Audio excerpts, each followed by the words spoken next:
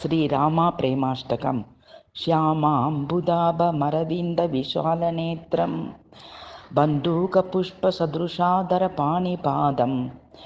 సీతాసహాయముదితం ధృతచాపబాణం రామం నమామి శిరసా రమణీయవేషం పటుజలధర ధీరద్వానమాదాయ చాపం పవనదమనమేకం బాణమాకృష్య తూణాత్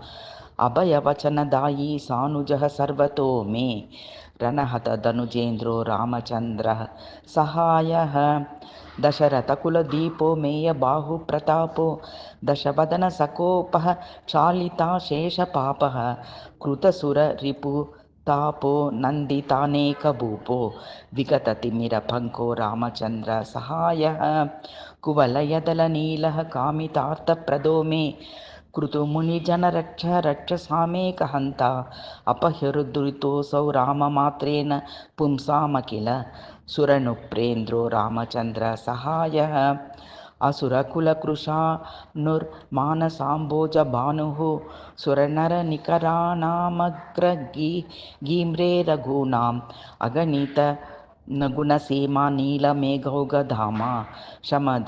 शमदमित मुनीन्द्रो रामचन्द्र सहायः कुशिकतनययागं रक्षिता लक्ष्यमाण्ड्याः पवनशरनिकया क्षिप्तमारीचमायः विदलितहरचापो मेदिनी नन्दनाय नयनकुमुदचन्द्रो रामचन्द्र सहायः पवनतनय